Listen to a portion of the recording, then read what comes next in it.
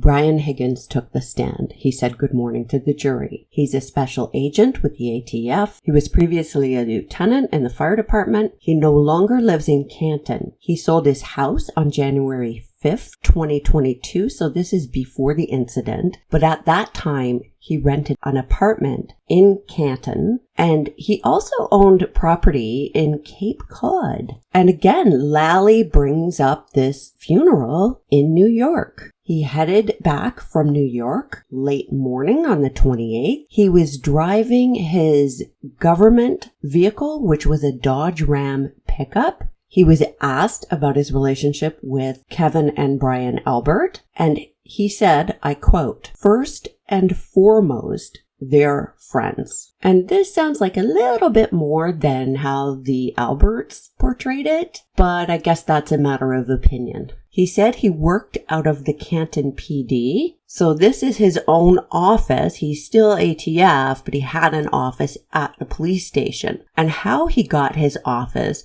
was through his friendship with Chief Berkowitz, and he tied this to a personal tragedy he had, and he said something about someone hooking up a computer at the police station, but I missed what he said. And Chief Berkowitz is a good friend of his. He said it's not abnormal to have office space and access, and that's true. I can tell you, I've had office space in a Crown Attorney's office, office space in police departments, and access to everything there, even though I wasn't employed directly by that particular organization. So that does happen, and I've had colleagues having the same sort of setup. The difference here is that the reason he got the office is because of a friendship. The drive back from New York is usually about 4 hours, but he said this was longer because they stopped and ate. And also they stopped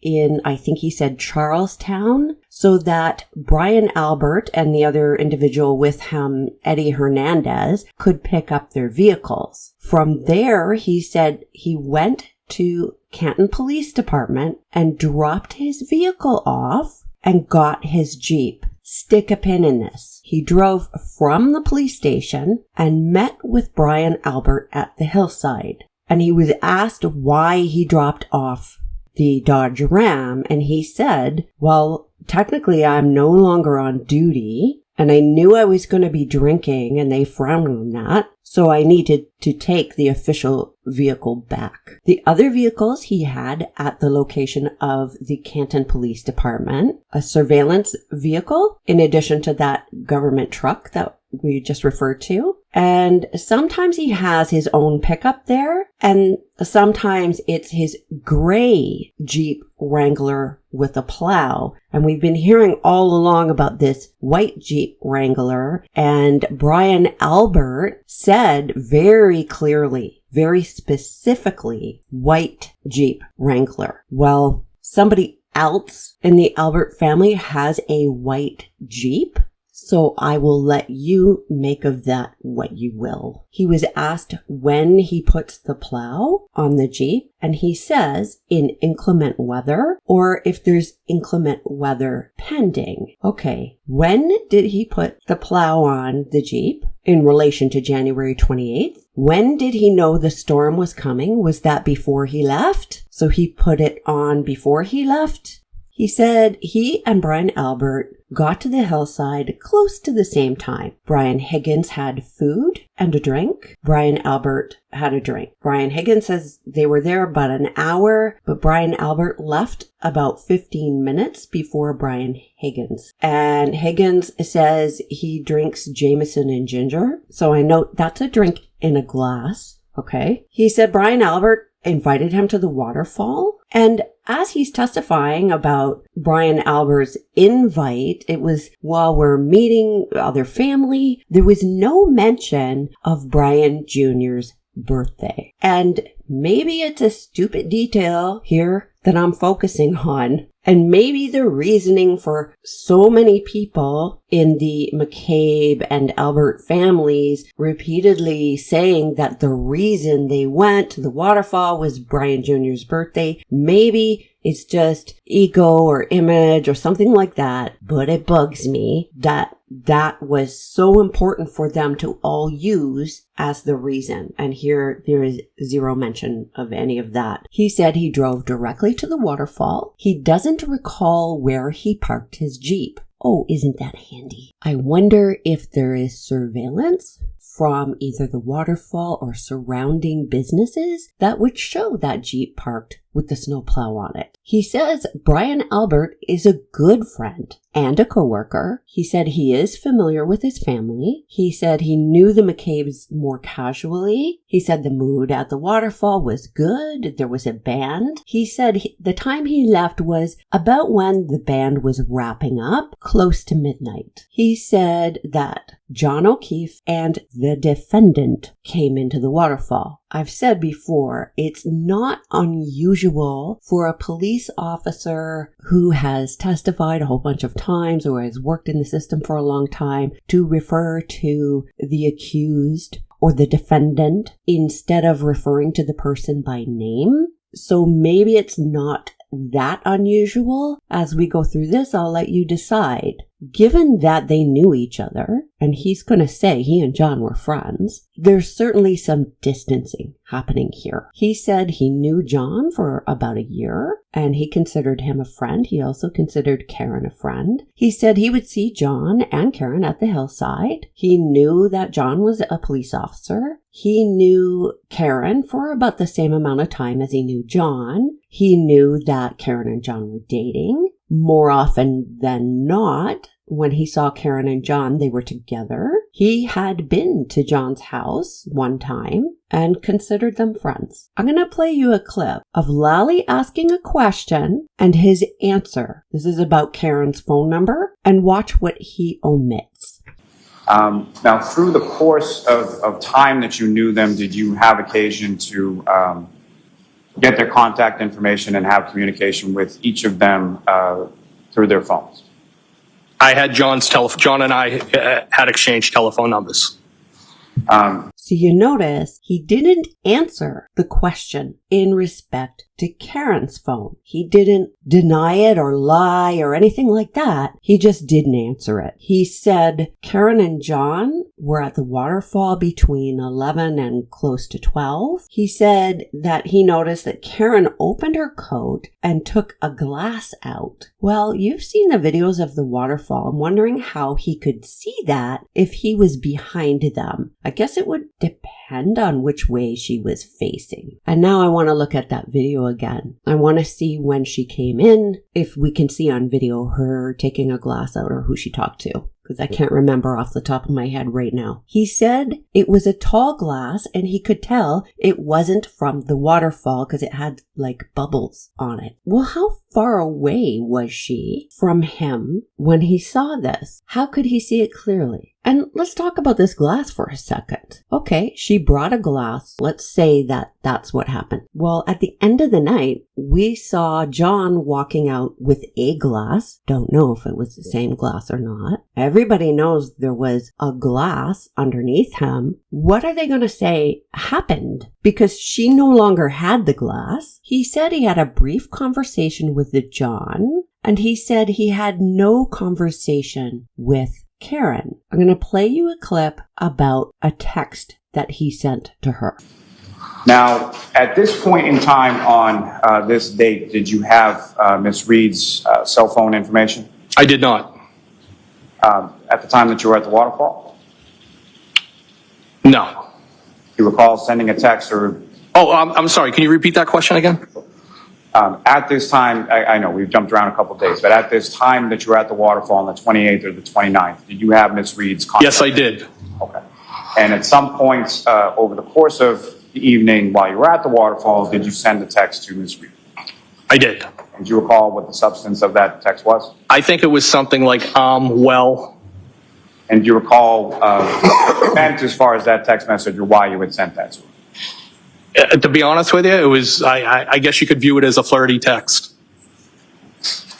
Now, so he did admit that, and you can see the side of his mouth go up, and he kind of shrugs a bit like, well, I mean, he's not going to get away with not admitting it, right? He said there was talk at the table of going out to the pizza shop, and then that conversation shifted to going to Brian Albert's instead. But Brian Albert and Brian Higgins were not at the same table as the others. So I'm not sure when this happened, because Julie Albert says she heard this conversation at the table, but she left very early because she had a headache. And other witnesses said it was at the table, but they were sitting at a separate table. Brian Higgins said he'd only been to Fairview twice. He said, I beat Brian Albert and Nicole to the house. For sure he beat Nicole to the house. Let me put it that way. He said he doesn't recall if Karen's glass was different than the one she'd brought from the waterfall as they drank throughout the night. He said when they left, the road was still clear. There was a light snow. And he said when he pulled into Brian Albert's driveway,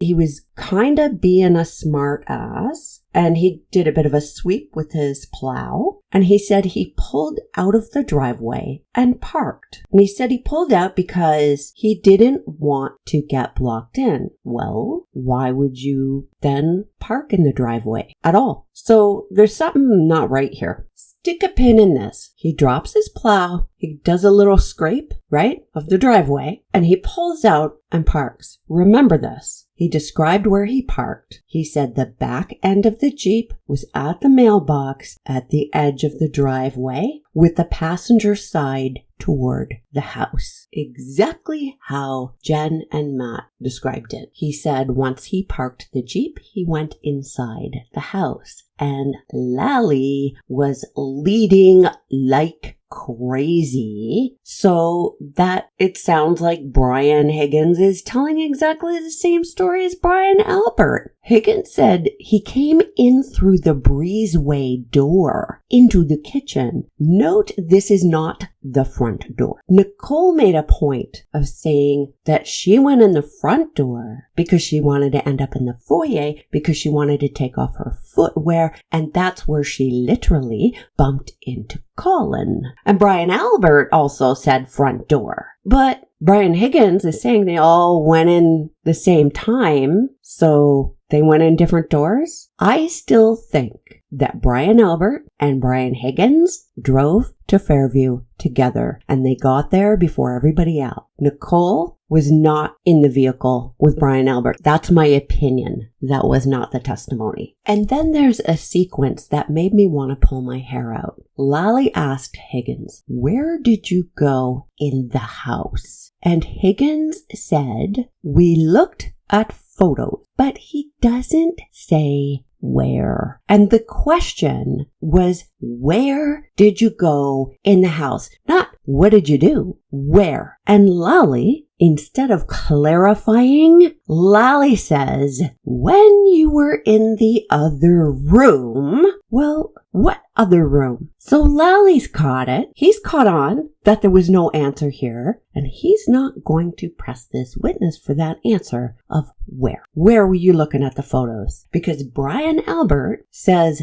upstairs in his son's room. Nicole Albert says she saw them looking at pictures in the family room, like the living room. One's upstairs and one's not upstairs. So why is upstairs an important thing for Brian Albert? And why is it important for Brian Higgins to not state which room they went into? Why avoid this if all they were doing was looking at photos? And Lally doesn't clarify. He knows that the witness didn't answer the question and he didn't get the clarification. The subject changes a little bit and Lally comes back to it. And Lally says, did you go to another room other than the kitchen and living room? And this made me crazy. The witness never said he was in the living room. Never said it. Not once. Lally said it. Did Lally expect that no one would notice because they changed subjects and he came back to it and said the living room?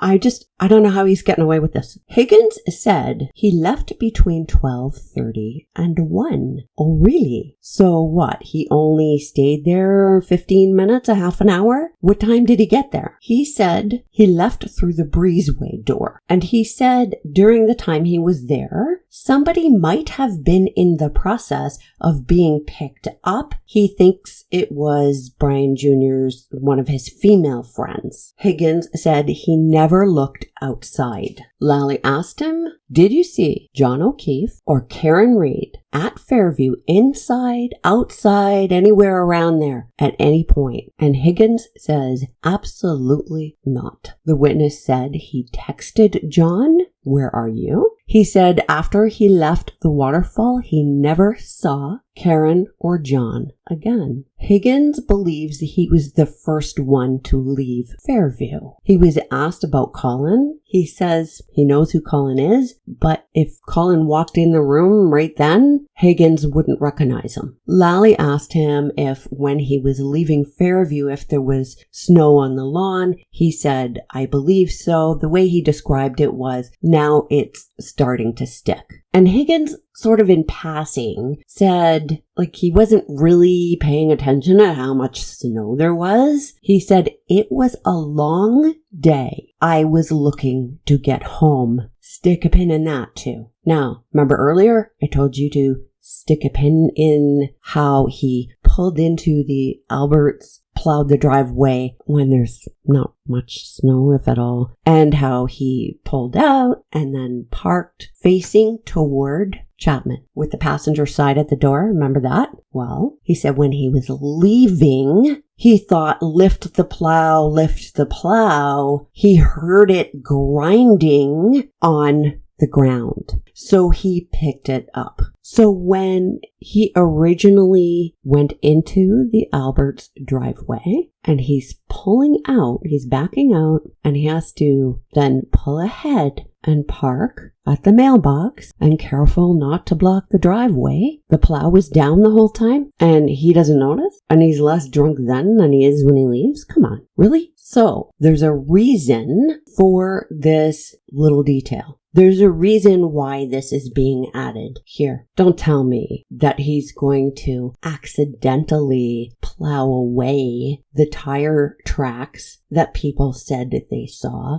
I don't know, but there's a reason why he's saying that plow was on the ground. And it makes no sense that he would leave it there and drive and park with the plow still down. The other thing about this, if this was true, in this magic Jeep, this would make the length of the Jeep longer. So people parking in front of the Jeep would be parking a little bit further away, a plow's length away. I'm only bringing this up because maybe it will play into something. I don't know yet. He said when he was pulling away, nothing caught his attention. Okay, if he left after the female, so Julie Nagel, was picked up, that means also that he left after Karen's SUV had left. If that's the case, then why did he not see a body? And now we're not talking leaving hours later. This is very shortly after when you compare that with hours, right? So it's not that long after. And this experienced police officer doesn't notice a body, a black baseball cap, crazy tracks in the road, taillight pieces, a sneaker,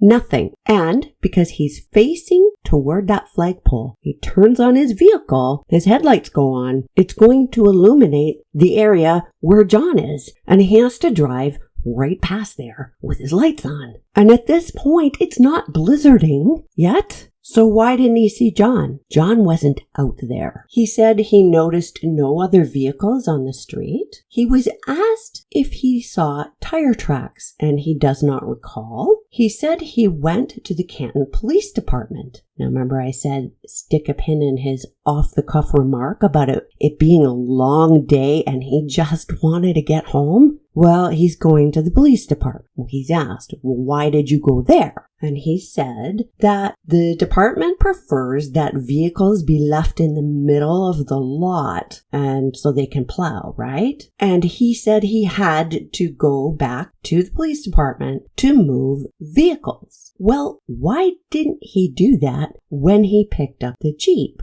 When he's saying the reason he went to the police department to pick up his Jeep was because he knew he'd be drinking, so you don't drive around official vehicles while you're drinking. Why did he not move those vehicles then instead of having to drive back there again? That does not make sense. Lally asks him about access to the station, and he said yes. And he says he passes through the door beside the Sally port. And he says the reason he went into the station was to get the keys for his surveillance vehicle so that he could move it to the middle of the parking lot. Well, again, why did he not do this before he goes out drinking? So he has to go into the building now to get keys. He says as he goes through the building, the dispatch office is on his right. He says there's a wooden door there with 2 glass panes. I don't know, are those glass panes frosted? Are the doors open? What? He said he waved at good. Lally asks, do the key cards show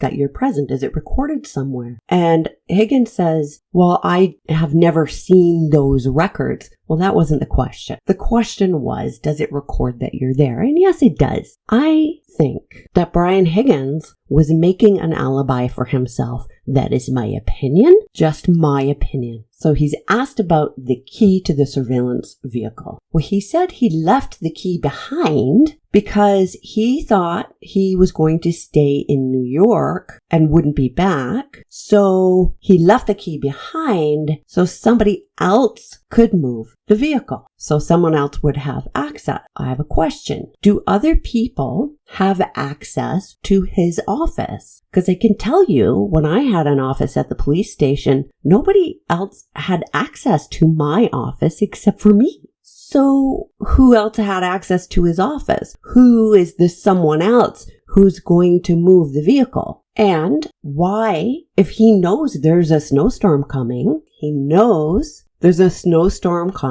so why doesn't he just move the vehicles to where they're supposed to be? Why did he not go in and get the key and move the darn vehicles earlier when he was at the police station? Earlier. Why? He said he drove the Jeep home. He said he got home 20 of 2. And Lally says, so between 1:30 and 2, he says yes. He said he ate, had a couple of drinks. He laid on the couch or went to bed. He's not sure. He said he fell asleep. And he says that's all that happens. What about the middle of the night with Brian Albert? Okay, maybe we'll get to it. He says in the morning, both of his phones were blowing up at 6:30 a.m. He said first from the chief and then from Brian Albert. I need to do a timeline because this is saying 6:30 and the timelines are so tight. I'm going to have to go back and look and find out what time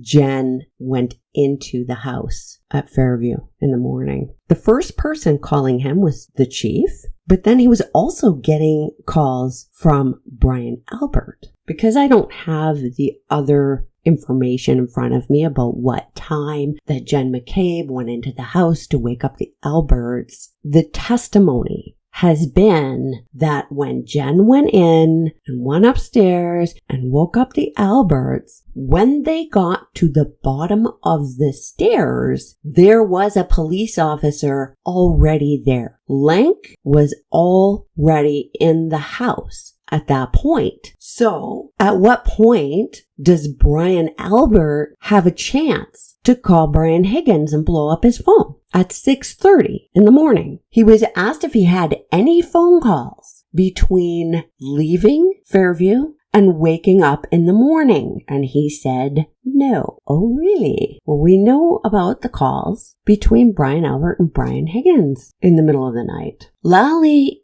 got him to agree that Brian Higgins and Brian Albert had texted the day before. And the way he was asking the question, the implication was that therefore Brian Albert would be recent in Higgins' contacts, suggesting, without saying so, that, it's a recent contact, so maybe it was a butt dial. Higgins testified that he went to Fairview in his Jeep in the morning. He said he arrived a little after 7. He said he went into the house and maybe saw a police car while he was outside, but he was not sure. And I note here that he's not describing a roped off scene, so we're not hearing about police tape and everything. That scene was just not protected at all. He said maybe he parked in the driveway. He wasn't sure. Well, why didn't Julie see or mention his Jeep then when she brought donuts? He said then Julie showed up. And what's missing here is the part where Brian Albert sees Julie outside and goes and meets her at the door. But in all fairness, Lally didn't ask this. Higgins says that the 6:30 a.m. call with Brian Albert was the first time he learned that John was found. He said it didn't make sense because Karen and John never showed up. And this remark sent alarm bells off in my head. How would he know that they never showed up? Because he was the first to leave. He left early. Higgins said that morning he was there less than an hour. He was asked if he went back to the police station and he said he might have. And then that changed to, but he's pretty sure he was at the police station. And he says after the police station, he doesn't remember where he went. He said he was in the Jeep all day on the 29th. He said he met with troopers Proctor and Buchanan. He's familiar with Buchanan. He had met Proctor before, but didn't remember at the time of the interview that he'd met him. He said he has not socialized with Proctor. He was more social with Buchanan, but he wouldn't call it socializing. He said on February 3rd was when he met with troopers, and he said he provided the troopers with text messages between him and John and him and Karen. Well, guess what? The format in which he provided those messages were screenshots. Can you believe it? This guy knows better. Unbelievable. And he said he consulted with a friend who has training with cell phone in respect to providing these texts to the troopers. And he said he wanted to be fully transparent. Really? Then why not just hand over your phone? He says he made no deletions. We won't know. He said Buchanan asked him, is this an accurate representation? And he said yes. Well,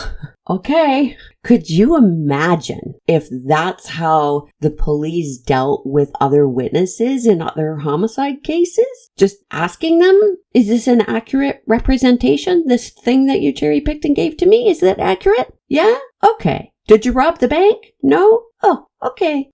Higgins testified there might have been older text strings with John that were deleted, but whatever texts were on his phone is what he gave them. Then Lally and the witness started working off of 2 documents, and these documents were provided to the state police by Brian Higgins. One is 12 pages, one is over 50 pages. And they are text communications with O'Keefe and with the defendant. And I note they're sitting there on the stand dealing with documents that were created by the witness. And when you got an expert witness on there who creates a PowerPoint or creates a document to make it easier for the court to follow along and that sort of thing, that's not this. They go through text communications with John. November 24th, a conversation about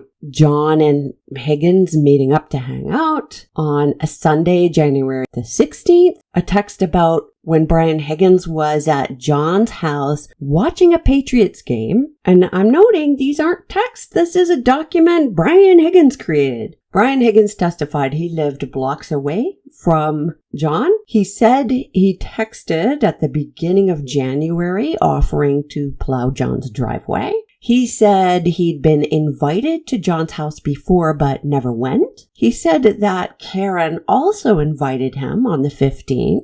And then he says he's not sure which game it was, maybe the Bills. A minute ago, he just said the Patriots game, and now he's not sure which game. So this makes me wonder if there was more than one time and he's not saying. He said when he went there for this game, other people were there. So it wasn't just him and John and Karen. There were other people. He said that he spent time playing with John's nephew and they played video games. Lally asks him to read the text at 9:33 a.m. on January 16th. And he's reading this text, but as he's reading the text from the document that he himself created, he's not even sure who's saying what. Yeah, because this is not best evidence. I know I go on about best evidence, and I know it was thrown out the window at the very beginning, but it matters. This blows me away, and you know what? A lot of people think, oh, this means it's fact, when they see it in black and white. During this text, at 9:33 on January 16th, Brian Higgins said something like, I hope I didn't break your nephew's video game. And he said, did I throw a controller? Then on January 29th at 12:20 a.m., Brian Higgins texted John, are you coming here? Oh boy, there's a lot to say here. I think there needs to be an instruction by the judge on best evidence, on reliability and trustworthy and completeness of these documents. There is a risk that the jury will view these as absolute fact. And this text on January 29th at 12:20 a.m., Lally's asking him, is this January 29th? And the witness says that he guesses so. What? Okay. How much time and effort did it take Brian Higgins to create these documents? These are documents he provided to the police. How much effort did that take? When he could have simply handed over his phone and had the police clone his phone. He knows how that works. And this man who says he wants to be transparent, who doesn't hand over his phone when he knows how it works, he knows that his phone could have been cloned. It doesn't take that long. What would take more time and more effort on his part? And why would he go through all that effort instead of handing over his phone? He's presenting really well on this stand. If you met this guy dressed in his suit, if you met him somewhere, he would seem like a nice guy. He would seem nice enough. You might trust him. And if he's texting John O'Keefe at 12:20, what the heck is going on? Are you telling me that nobody in the house said anything about John coming or not coming, or the fact that it seemed like John and Karen were parked out front in the SUV and weren't coming in? Nobody said anything? And what about all those times that Jen McCabe is up and down and looking out standing at the door? The wooden door is open. It's freezing cold. The wooden door's open. She's standing there looking out the storm door. And nobody wonders about this? Brian Higgins doesn't wonder about this? Brian Higgins doesn't say to her, are you looking for John? Like, what's going on? Is somebody out there? What's going on? Look, he's a cop. Cops ask questions. They're curious. They want to know what's going on everywhere around them. And he doesn't notice her doing her little jack-in-a-box out of her chair? And he doesn't notice Matt McCabe also looking out the doors and also looking out the windows, and he doesn't hear how somebody said, hey, there's another vehicle out front. None of it. Why does he not see or hear any of that? Maybe he wasn't in the room. Just spitballing here. Higgins and Lally went through texts between Brian Higgins and Karen Reed, and these were introduced into evidence. This isn't from a phone or a phone extraction, right? It's either screenshots or somehow the document. It's not best evidence. Remember that as you go through. And I'm going to play through, probably interrupt after each one and make remarks. But pay attention, in case I forget to mention, whether or not you see dates on any of these, whether or not you see a phone number or a contact name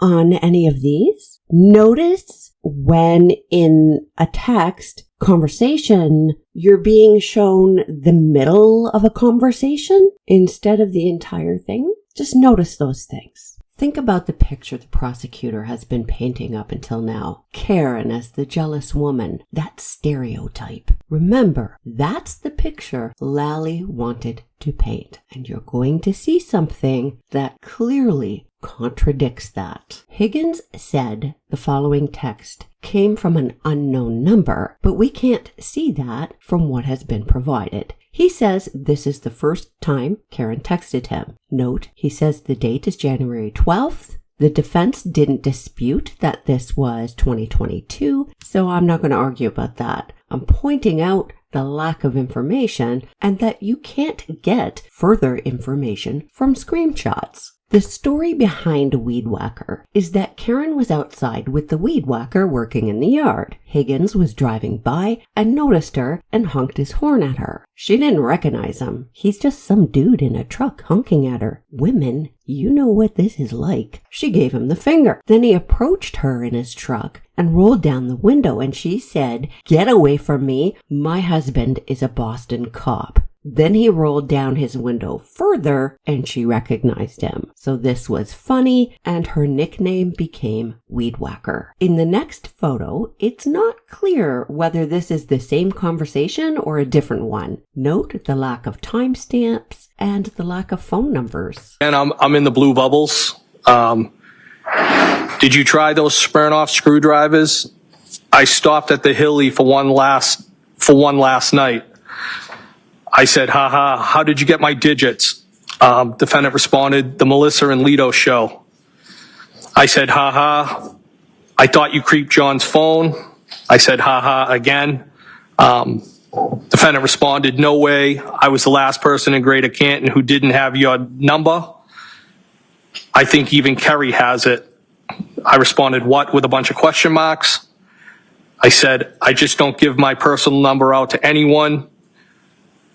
How would Kerry have my number with a bunch of question mark? And the defendant responded, Melissa had it. As far as in those communications, the reference the defendant makes to the Melissa and Lito show, do you know what that means? The two individuals that I also know from the hillside. And the Kerry person that she refers to, do you know who that is? I believe that's Kerry Curran, Chris Curran's wife. They skip ahead pages to get to the next photo, so we don't know what's in between. Okay, so the defendant said, I'd prefer Weed Whacker. I responded, that's the thing about nicknames. Defendant said, we were tossing around the idea of a short vacay with the Curran show, wanted to see if you were game.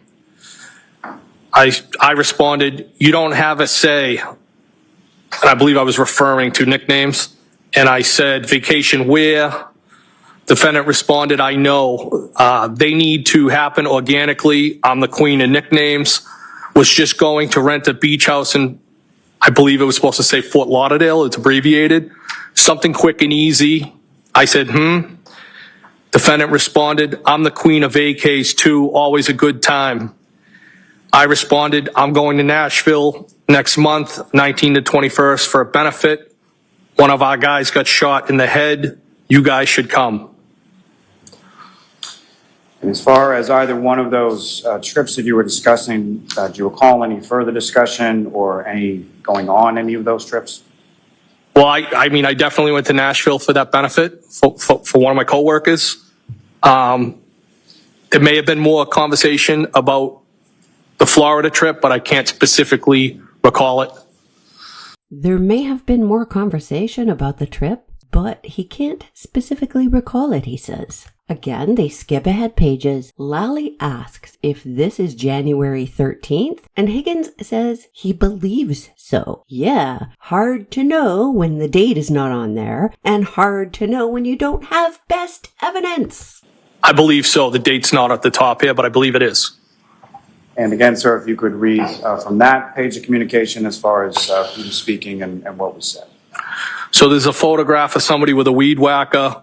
The defendant said, "No, you're not a creep." I said, "Nope." She said, "You're kind of a loner," which I used to be. I responded, "No, not really. I have a ton of buddies, but I only let a handful of friends in that I'm tight with. So you think you got me figured out?"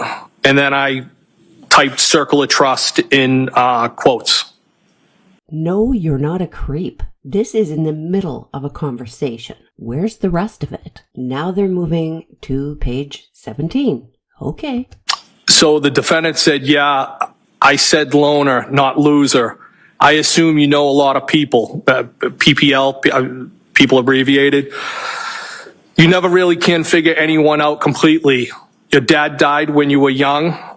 And I responded, "He died in March of 2020. I'm still not a loser. You won't figure me out. LOL. Defendant responded, no one is a loser. I just didn't mean loner to imply friendless. I'm sorry that's recent. It wasn't COVID, was it?" I responded, "Cancer." Defendant responded, "I know you date girls who don't lock the house behind them, and you are private and observant. I'm sorry, what kind?" I responded, "Lung, brain, kidney, and pelvis. How do you know all these things? LOL. And the blue bubbles is me. I said, "You're funny." Defendant responded, "Yikes. Wow, that's rough. Jesus, I'm sorry. We chat a lot at the hillside." I responded, "Don't be sorry. Life is hard sometimes. I always figure it out." Then I said, "Who chats? ? Defendant responded, "Life is hard, but losing people is the hardest. So I'm sorry. We chat." I responded, "That's all you got? We chat? Sure, you're from Brockton. Spit it out." Defendant responded, "You and I chatted about the girl who kept forgetting to lock the door." I said, "Oh, she has been out of play like for 3 months now." And then I believe it starts to say out of rotation, ? I'm in the blue bubbles again. I said, "I just got a Saturday invite." The defendant said, "Did you say yes? ? I said, "Not yet," with a bunch of periods, but did respond. Defendant said, "What did you say, Mr. Elusive?" I responded, "No, I just don't want to intrude on your couple's night. Haha, I'm shy." The defendant responded, "We prefer to hang out with non-couples. Bob Gallery is probably coming too, solo. We'll probably do cards or something at some point. I'm inviting you." And I said, haha. Now, sir, is that the Saturday night that's being referenced there? Is that the same night that you had gone over to the home at some point for the Patriots game? Yes. In the next text, note there is a date change. Yes.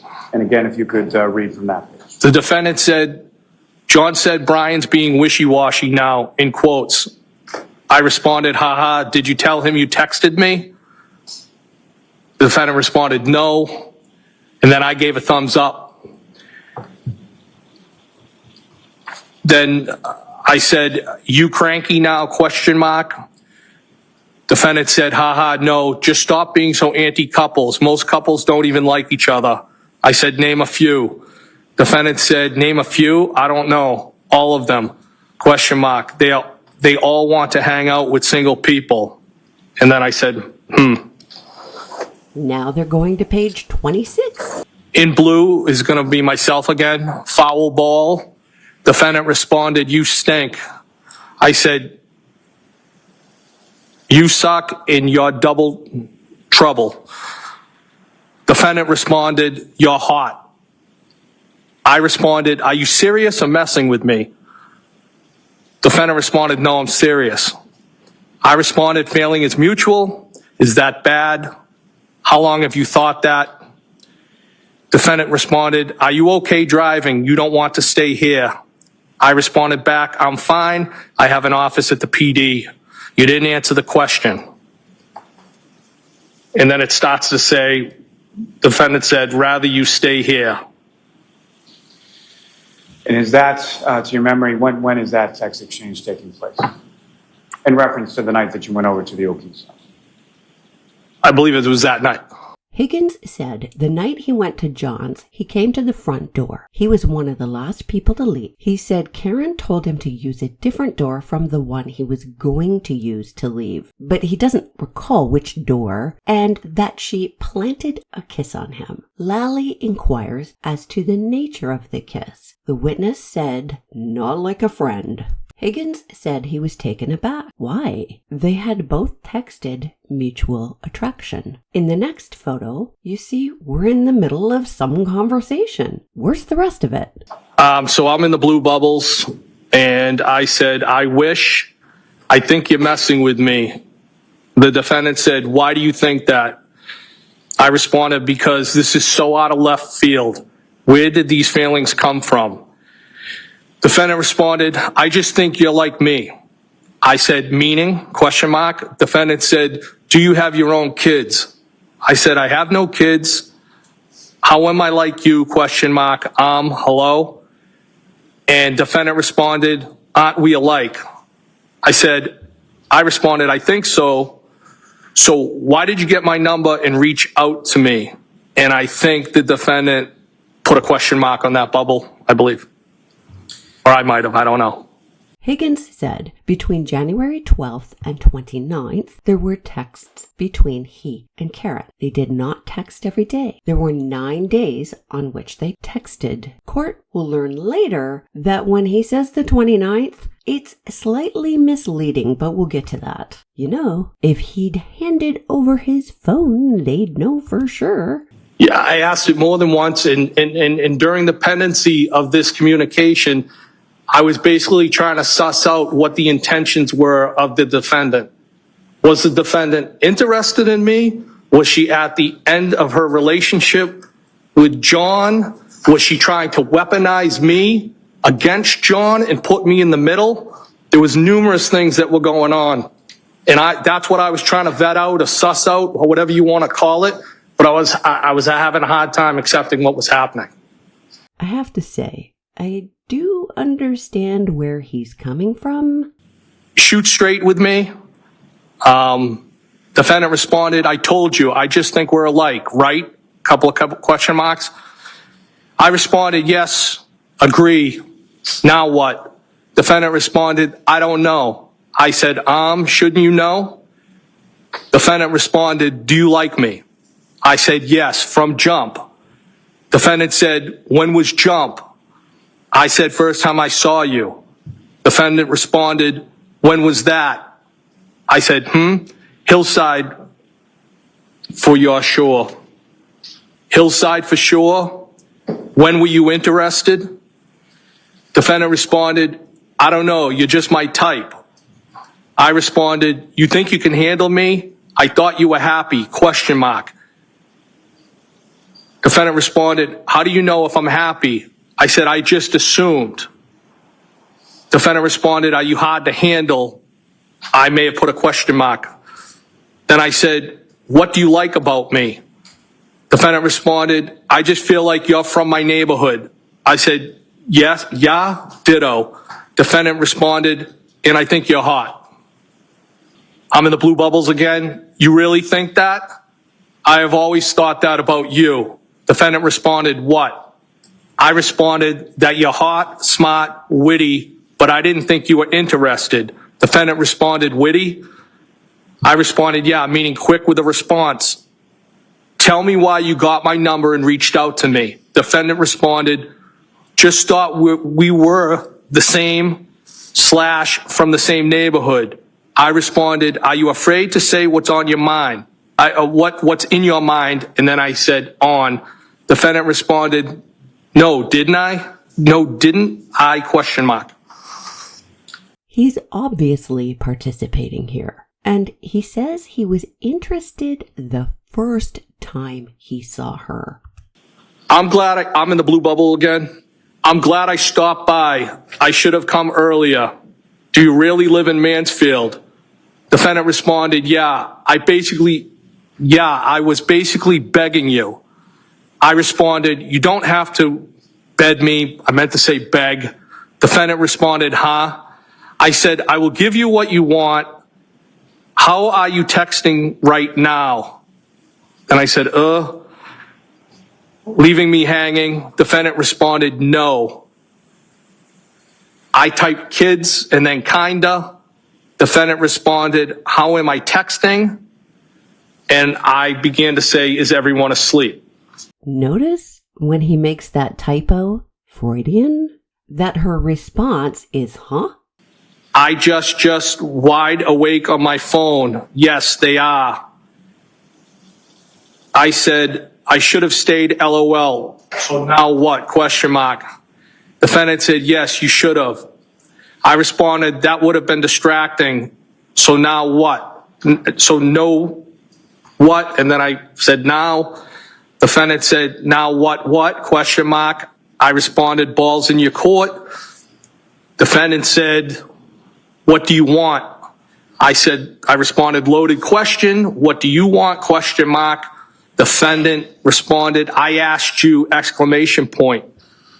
I in turn said, nope, you initiated this.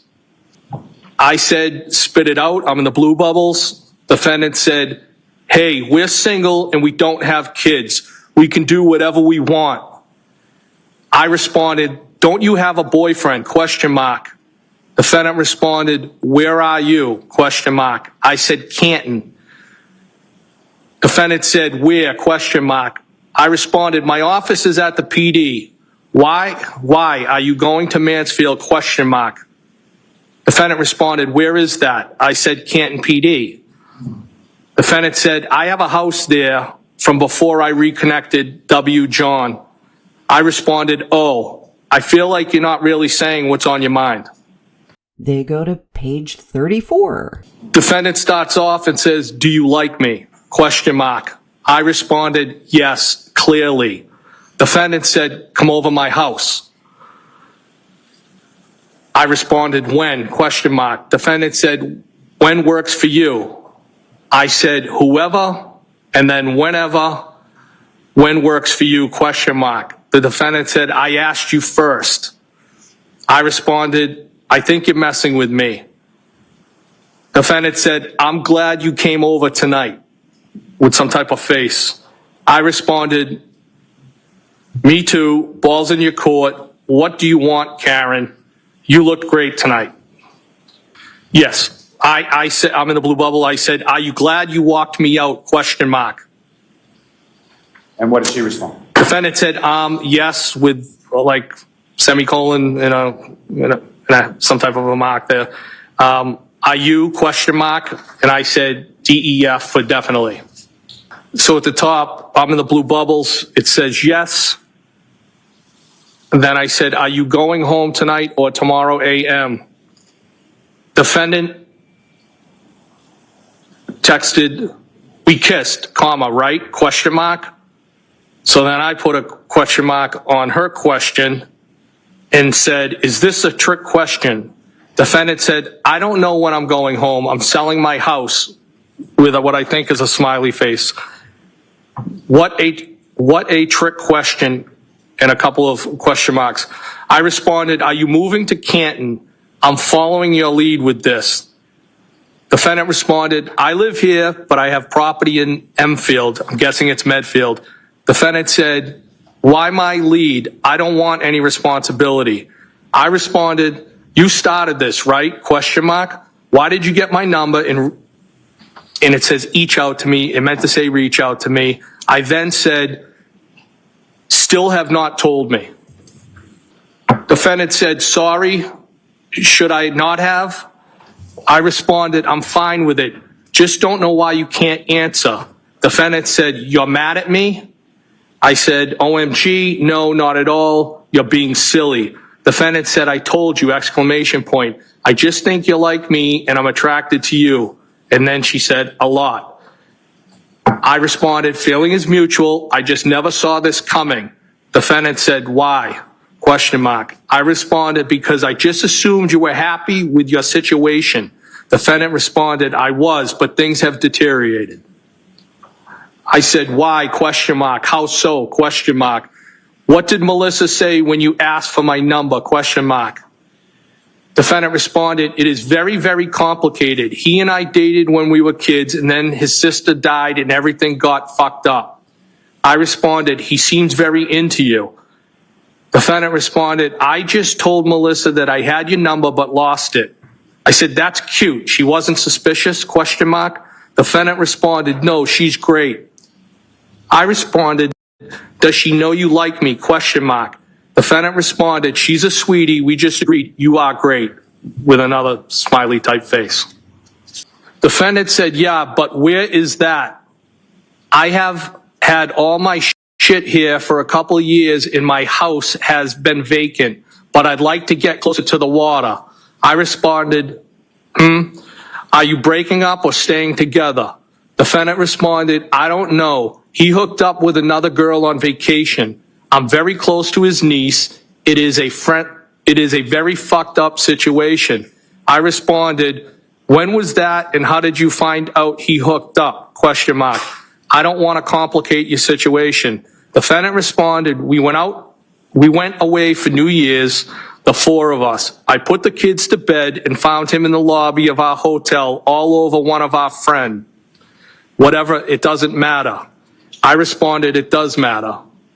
Clearly, that New Year's Eve situation really bothered her. Really, who doesn't understand this? She's also expressing she's close to Kaylee, so the situation is difficult. It's not cut and dry, but relationships are rarely cut and dry, are they? It appears the future of her relationship is up in the air in her mind, and she's leaning toward getting out. That's just my read. It doesn't mean I'm right. I want to point out a couple of things here. One is we don't see rage and jealousy. She's even saying it doesn't matter about him allegedly being with that girl. If you've been in a relationship, you know that point. That point where you say, forget it, it doesn't matter. Looking through my threat assessment lens here, I don't see huge pre-incident indicators that make me concerned about her. This is not someone trying desperately to hang on to him. She's not trying desperately to control. She's not in a position in which killing him is her only way out. There has been no evidence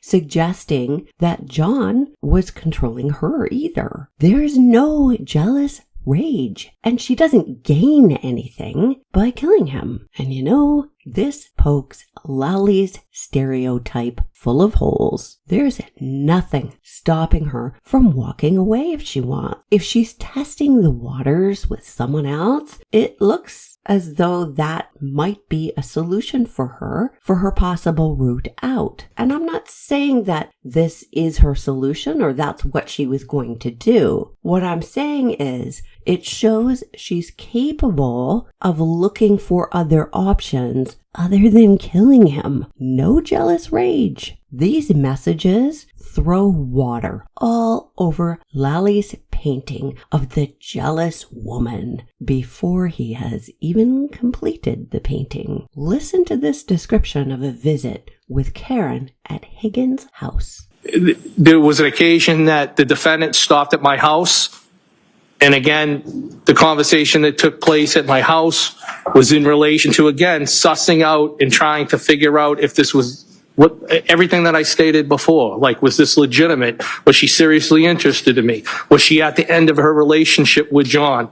And during that, there was touch on that topic, and I became to realize, it was my understanding at that point that this incident took place in Aruba on New Year's Eve, based off the text messages and the conversation at my residence. This was something that she brought up not only in the text communications with you, but in person in communication with you as well. Yes, I mean, outside of being over there for the game, there was only one time that the defendant and I ever interacted on a one-on-one basis. I'm in the blue bubbles, and I said, "Did they bang?" ? The defendant responded, "Does that matter?" ? I said, "Sorry, I was just asking. I was just trying to figure shit out." Defendant responded, "It doesn't really matter." I said, "Okay, I won't ask again." Defendant said, "I don't care," with a smiley face. It doesn't matter.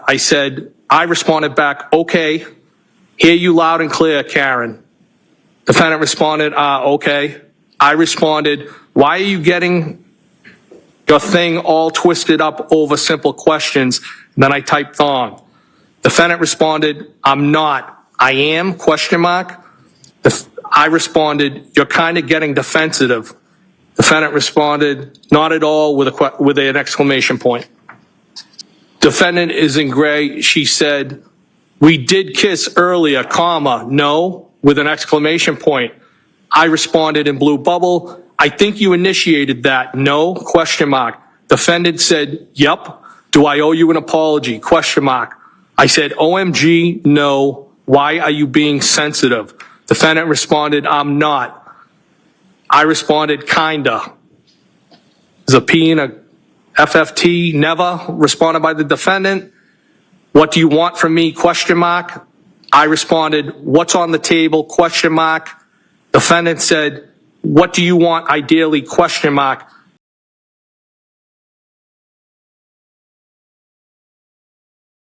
They skip ahead in the pages. It starts off in blue. I said, "I can go to any base, but usually Hanscom and Bedford are down to the Cape."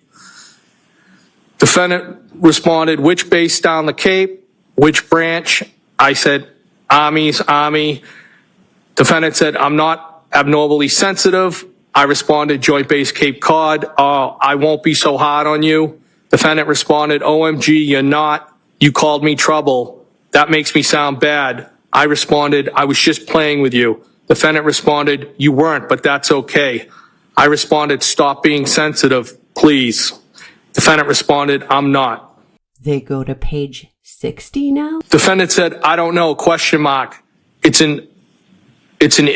It's in old colonial. It has a lot of bedrooms," with kind of an emoji. I responded, more than you clearly need. Are you moving to Canton? ? Defendant said, "I know, seriously. Some rooms I only go into dust. Not anytime soon.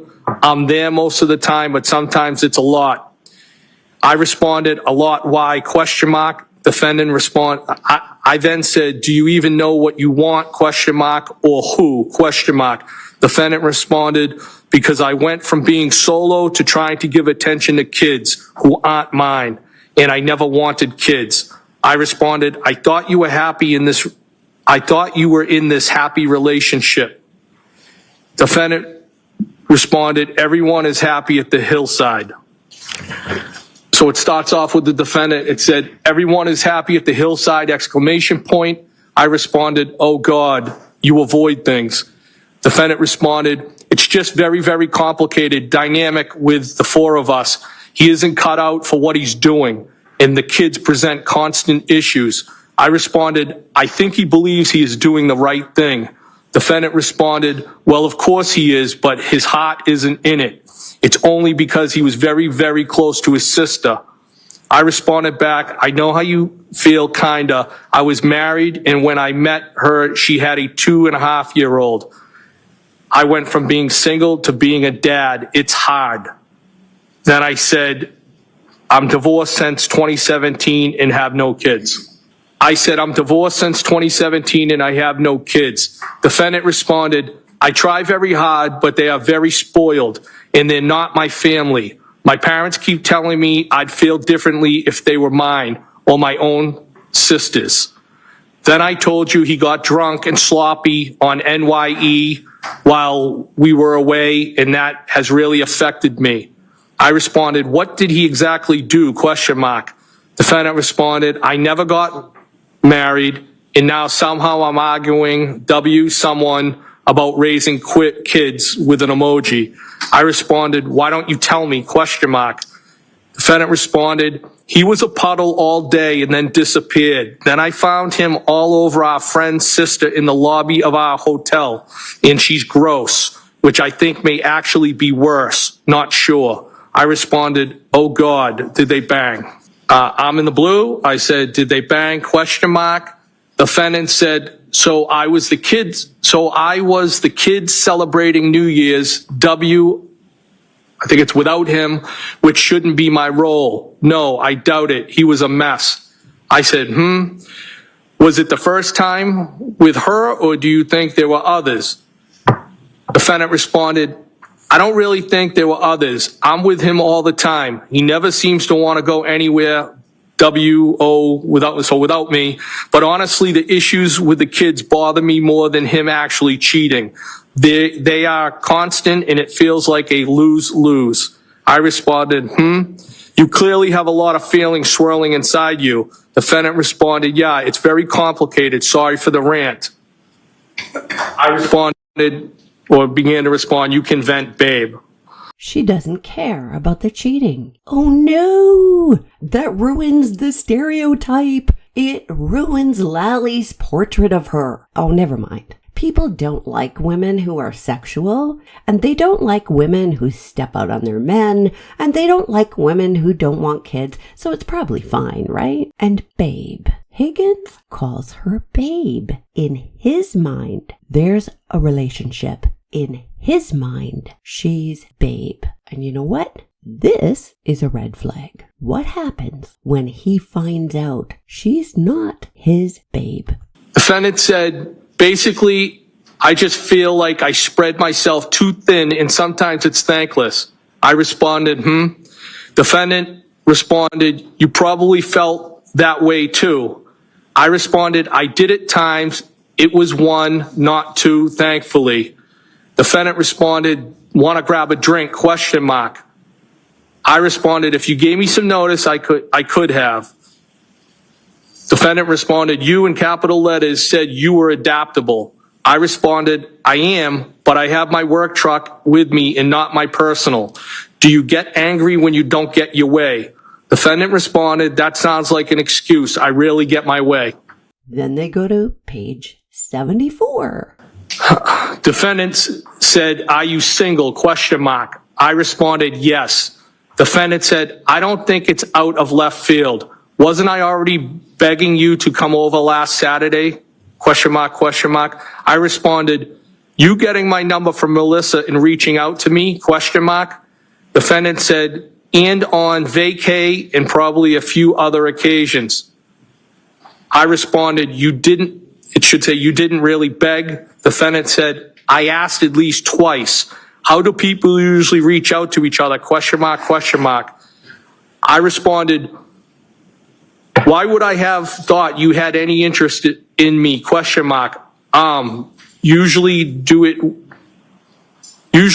when they do live with someone. And then I said, do not do it. Defendant responded, maybe, maybe not.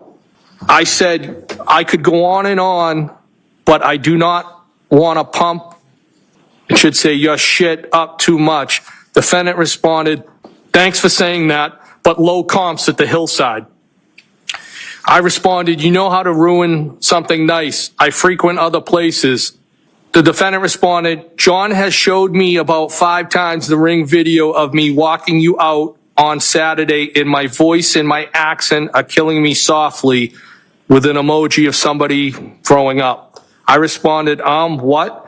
Defendant responded, yeah, he has cameras everywhere, you cops, with another emoji. I responded, Jesus. Defendant said, he's like Christ. Are you guys hooking up? Question mark, question mark. And I said, OMG, great. I responded, I don't need drama, dude. Defendant said, no, it's fine. I responded, seriously? Defendant said, I'm serious with an exclamation point. I said, you legit planted one on me. Defendant responded, I know where the cameras are anyway, duh. And then it was OMG Bruins with an emoji after that. I responded, so your slick move isn't on there? with some question marks. Defendant responded, course not. I responded, oh my God. And then I said, I almost, an emoji with somebody throwing up. Defendant responded, it was a peck anyway. I kissed Kerry and gay Jeff too. I responded, yeah, weak. I agree. She describes it as a peck. Not only does he not disagree, he actually agrees. She also likens the kiss to the way she kisses other friends. They move to page 79. Defendant said, LOL, funny. I responded, so now he is jealous of me, question mark. Defendant said, no, with an exclamation. I told you, he likes you a lot. I said, which makes this worse, question mark. Defendant said, you said or did something at the bar last week, and he goes, I like Brian more and more. I responded, I think he's a good dude too. Defendant responded, yeah, he is. I responded, funny. What's your end game? What do you want from me? You will just confuse the shit out of yourself because I'm a lot of fun. I said, it was fun. Defendant said, I've complimented you today too, with a couple of exclamation points and then some type of emoji. I said, and kicked my nuts in. Defendant said, OMG, how? I responded, if I had more notice, I would have grabbed a drink somewhere, so I'm all set with, that's, and then I said, in quotations, that's fine, but I am not asking again. Defendant said, well, it was 7 p.m. and I'm super cool, so right now I'm asking again with some type of I think it's a smiley face. I responded, coming to your house would have been bad for the both of us. For starters, you wouldn't have wanted me to leave. The defendant responded, now equals not. That sounds good. I responded, that's trouble. Defendant said, why, question mark. The defendant said, no, I'm busting your chops. It's okay. I responded, no, you are sensitive. Nice try. You don't think if I came over for a drink, we would have gotten carried away. Defendant said, you in capital letters said you were adaptable and tons of fun. I took that as an invite for an invite. And I responded, oh, okay. Defendant responded, I'm 42. I know what happens when you invite someone over for a drink. I responded, you're the master of avoidance. So you think I would just give it up. Defendant responded, I've been a lot in my life. I have a little bit of cop DM mindset, and then said, been through. Defendant said, what am I avoiding, question mark. I'm not afraid to be direct. I responded, some of my questions. Defendant responded, okay, which? Ask again. I said, nope, tricks are for kids. Defendant responded, I'm pretty sure we would have hooked up. I responded, okay. Defendant said, I can't say that, question mark. I said, of course you can. Defendant said, did I miss any other questions, sir, question mark. Probably, are you having a drink right now, question mark. Defendant said, yeah, on my second. I said, show me what you got. Defendant said, none of that is true, exclamation point. I'm not talking to other guys, and I have issues with John, and things are far from perfect. You just happen to know about him, BC, I guess, because we all hang out at the same bar. I'm sure you talk to other girls. That's what single people do. I'm not married, neither are you, neither is John. I responded, was that your attempt at a lecture or deductive reasoning, question mark? What do you want from me, question mark? Defendant said, that's just how I think / feel. You don't need to approve. I've already answered that last question a couple of times, I think.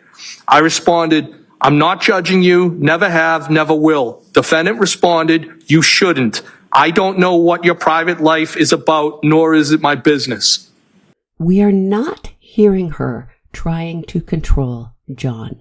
If she was this jealous maniac, we would be seeing something different from what we're seeing here.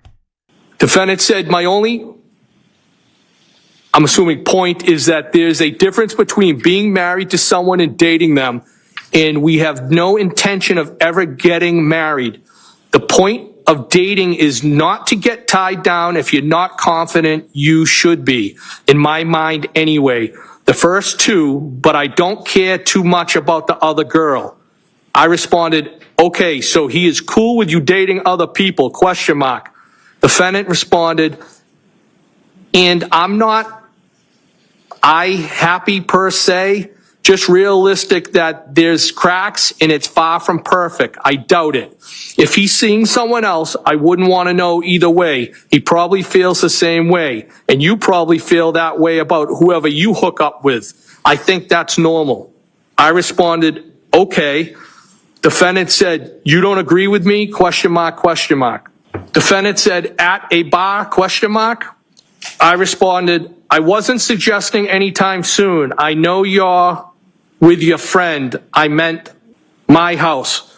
Probably after 8. Defendant said probably after 8. I responded, okay, if you don't wanna, that's fine, no pressure. Defendant responded, I will a drink. It looks like I tabbed the bubble with a ? I then said, what do you drink? ? Are you out now? ? Defendant responded, sorry, I'll drink whiskey if that's what you're having. I responded, haha, send me a pic of you two. All of these messages took place before the evening she stopped by Higgins' house. Lally asked how long she stayed at his house, and Higgins said, not long. He said the visit at his house was more of this sort of thing, like what we're seeing in the messages. He said he was still trying to suss things out, and he says this. If they were at the end of the relationship, they were at the end of their relationship, but I wasn't going to have somebody utilize me and weaponize me against somebody that I liked. And it was just a weird experience. It was, I don't even think either one of us finished a drink. It was, like I said, it was this type of like, what is this all about? And then she left. I think I might have asked her to text me when she got in, so I knew she got home. You can understand him wanting to suss things out in the very beginning, but by this point, and this is only within days, he's calling her babe, and he's trying to pin her down. This is a warning sign. When someone presses you for some sort of commitment quickly, that's a red flag, by the way. He doesn't want to be weaponized against someone he likes.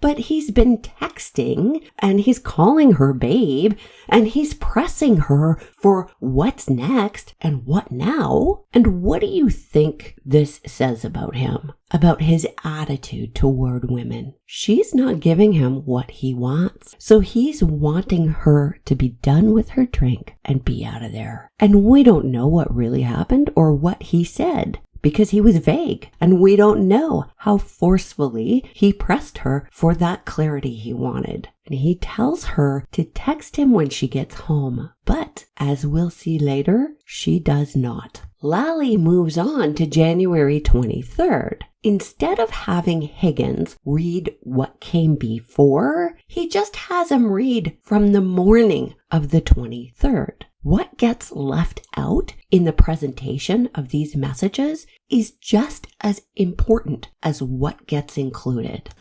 Defendant, so Sunday, January 23rd at 9:40 p.m., defendant texted me, phone works, and then an emoji with arrows going like both ways. And I responded, thought you were all set, ? Defendant said, with talking, ? No. I said, are you sure? And she didn't respond, and I believe I said, that was it for that, the 23rd. I'm sorry. So then the next date that any text communication was sent between the two of you would have been Friday, 11:32 p.m. Is that correct? That's correct. That would have been when we were at the waterfall. And again, what does the text say there? Well. That's from you to her, is that correct? Yes. And then the next text communication is the following day, or Saturday, the 29th at 11:54 a.m. Is that correct? That is the defendant, and the defendant said John died. And did you respond to that at all?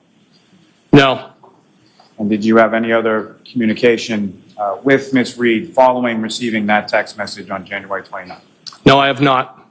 So she has made it clear there's no relationship between her and Higgins. Something happened during that visit that scared her off. And notice that after January 23rd, there are no more texts back and forth. And even the one on the 23rd was in response to him contacting her. And she didn't even respond right away. And you know what else isn't there? The text he sent to John. Oh yeah, because this isn't an actual phone record or an extraction. This is a cherry-picked string of messages. And they're screenshots. So we don't know. Karen has let him know that they won't be more. They won't be more than friends. But by this time, he was pursuing her, pressing her for that clarity or pressing her for the answer he wanted. Hey, if there's no clear and enthusiastic yes, then it's not a yes. At 11:54 a.m. on January 29th, she tells him John died. But he already knows that. When he learned at 6:30 a.m. from Brian Albert,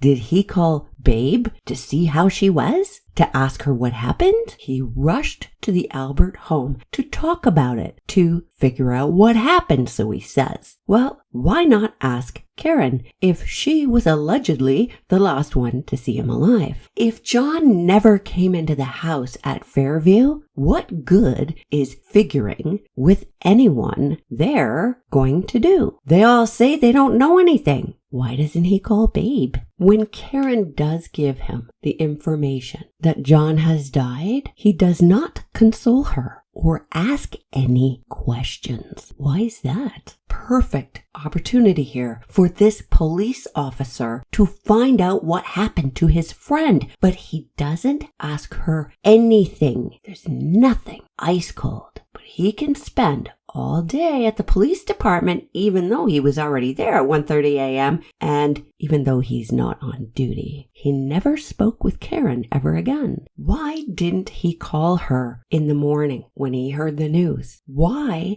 didn't he ask her any questions? Why didn't he respond to her text? I'm going to put the cross-examination in a different video. That's all I've got for you for now. Trust your gut. See you in the comments.